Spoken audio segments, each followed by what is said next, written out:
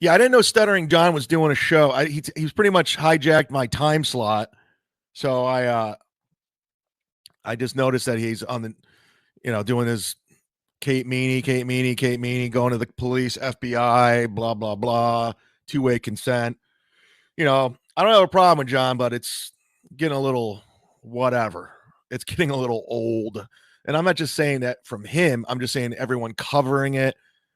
It's almost getting to the point of the fucking steel toe Nick Riccatero or Ricky. What's his name again? I don't remember. The lawyer, whatever. Nick Riccata. Okay. I don't know. I'm just getting tired of it. It's just beating a dead horse. I mean, it's not as bad as the Rock Bottom podcast beating a horse. And thanks, Ray, for your take on Kate Meaney and John and me. We needed it. We were waiting for your point of view. We were waiting for you to repeat it over and over and over again. What you think. We know you're not attracted to her. He doesn't want to see your nudes. We know, but you'd rather see Leo Gunn naked and Carlos Danger, which is creepy. And that's a fact, Jack. All right, so somebody said Stuttering John's talking about, who knows if I'm on bad terms with him at this point. I mean, he didn't say anything to me. So let's check in.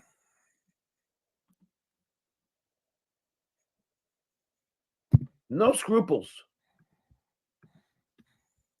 And John, it's okay to not go a day without broadcasting. I do it all the time. I don't want to drain the audience. I don't want to be repetitive like Ray. But guys like you and Ray, you guys can calm down going live. Oh, fuck. Damn it. Damn, we're missing out. I don't know if I can be able to bring it up. Oh, fuck. No, I don't think I will. I don't know. Anytime I try and do this, see if I can just, no. Let's see if I can just put it in the body. This is great. No, that ain't gonna work. Let me see how this. Let me see. No, I don't want to do that either. All right, cancel that. Ah, fuck, motherfucker. Yeah. What is this? This is why these guys. I wish they would just send me the shit so I could actually fucking find it. It would really make my life so much easier. What is this? Because when you send me shit, then I got to go through this process, and it's a pain in the fucking ass. And I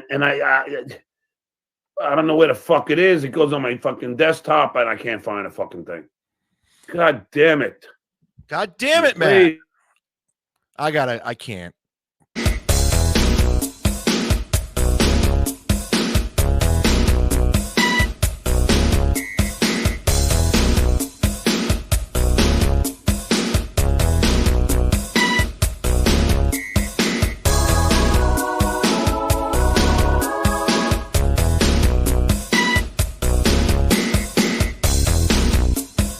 Hit subscribe, everybody. Hit like.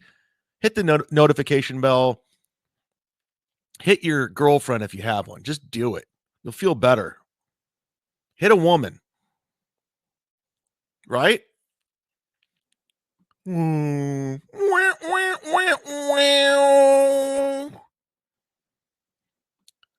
doing it. Funny story. I don't want to tell you. I got a Kate Meaney story. Oh, boy. All right. Here you go. You guys want to hear it?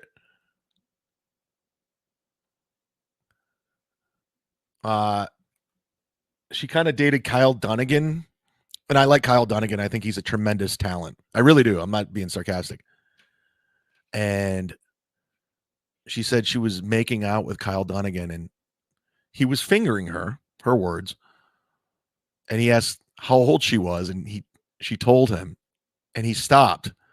And he goes, so you weren't even born before 9/11? And it freaked him out completely. And he just completely shut it down. He's like, what the fuck? So that's funny. I don't know if she wanted me to tell that story. And I'm not trying to throw Kyle Dunnigan under the bus. He did the right thing. Oh my God. It's my handicap fan. You haven't been around in a minute, son. How are you? How's your disability doing? Are you okay? Do you still need a chairlift? Don't make fun of the handicap. You got a great parking spot. Do a little name dropping. I got 2 name drops. You guys want to hear the name drops? Okay, here's the first name drop. When I was in Utah with Nick Swartzen. Nick, like we'll be sitting at the bar or the, restaurant or whatever, and his phone will be on the table or whatever. And a couple of times this has happened when we were working together. One time we were just sitting there and his phone just lights up. It says Paris Hilton. I'm like, cool. Paris Hilton's calling you. And last time we were sitting there in Utah, it says Danny McBride. And I'm like, it's so fucking surreal that Danny McBride. It's so surreal. It just, I don't know. I rarely get starstruck, but if I met Danny McBride, I'd be starstruck because I'm such a fan of Kenny Powers and Eastbound and Down. There's very few. Michael Jordan, I'd be starstruck. Caitlin Clark. I've been following the Liberty quietly. I check the box scores. I watch the highlights. Is that gay, Aaron? Steel Toe, is that gay that I'm paying attention to WNBA basketball? I like her journey. I'm following her journey. I haven't really been paying attention to Aaron in the mornings, Steel Toe. I got to tell you, I'm so burned out by his swinging, him going, he's a newfound man. He found the Lord. He's a great guy. He's in therapy. He's going to Al-Anon meetings. He's got a new girlfriend that he's in love with. His life's the best. April's is the shittiest. Nick Rekieta's going to jail. They're a bunch of losers. Aaron's winning. He's in the best place ever. It's just getting I don't care. I mean, he's milking it for everything. Everyone's doing it. My whole YouTube, I go to, when you pull up your YouTube page, it's just as Nick Rekieta. Everyone's covering it. Chrissy Mayer's covering it. Everyone's covering Steel Toe. It was originally my thing. It was my beef. Then everyone jumped in. Melton jumped in. Everyone started covering Steel Toe. Now Carl's in. That's how you know it jumped the shark. When Carl's covering Steel Toe, finally, it's done. It's a wrap. Chrissy started covering it. But I do want to check in. Like I don't know the difference between a wrist lock and a wristwatch. Good morning, guys. Good morning. That for those of you that doesn't make sense to, congratulations. Anybody watching your show right now knows exactly what it is because you won't stop talking about it. That's a good thing. If you don't know what I was doing, it means you have a life, and that's very, very good of you. The only person that doesn't know is Ray DeVito, and he doesn't have a life. Congratulations. Thank you so much for being here. We have so much to do today. I have to be honest. I've always thought that Stuttering John shit was fucking gay. Everything's gay to him. I'm highly motivated to bring it to the show. But also, if I'm entertained by it, but I went, I don't think we should talk about this anymore, like a former co-host used to do, then I... Are you talking about April? Is she the former co-host? Why would you make fun of me? Why would you make fun of me? Don't make fun of me. I'm sorry, I like cocaine more. You know what's funny? Well, it's not funny. It's sad. I grew up in a single-parent household. You know the story. I don't have to do the backstory. If you're new to the program, let me do a Carl. Let's set it up. But my mom, after my grandparents died, she would date a few fellas. They'd come around. And I told the story before. There's one guy in particular. His name was Stan. He used to write letters to Eminem. I'm just kidding. No, his name was Stan. He was a cool dude. It's a really nice guy. He owned like an auto shop. And he would come over and, my mom and him would go out.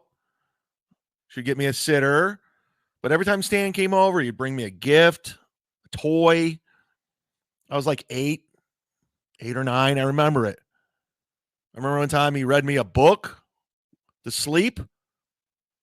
I remember one time he made me dinner. He cooked it for me and my mom. I go, this guy's a great guy. Stan. Fucking Stan, dog. And he was around for about a year. I'd be like, where's Stan? Where's Stan? I want Stan. Where's Stan? It's Stan. Oh, you throw the ball with me like a father would? The cat's in the cradle in the silver spoon. And he was a male role model at the time. He was a good dude, solid dude. And then one day, Stan was gone. Stan disappeared. I'm like, Mom, where's Stan? And she's like, Stanley's not going to be coming around anymore. I'm like, why, Mom? Why? It's very complicated. It's very complicated, but just know I'm your mom and I will always be here. I will always be here for you. Okay? It's always going to be me and mommy. You and mommy, me and mom, whatever you get. Anyways, and I cried. I was like, I want this fucking Stan guy. We're a family program. I hope all the kids are watching right now. I think the kids get home at 2:30 these days. I don't have kids. So I hope all the kids are sitting around the laptop watching my program. I hope Aaron's kids are watching. I hope Nick Ricada's kids are watching because it's great. Everything's great right now. True story. My brand new computer chair that I bought a couple months ago, I broke it doing the hype train. So I'm going to have to buy a new computer chair because of the fucking hype train. I'm 49 years old doing the hype train. Yeah, what did we learn today? I don't know. Well, I know what we learned. Oh, we all know what we learned. We learned a lot.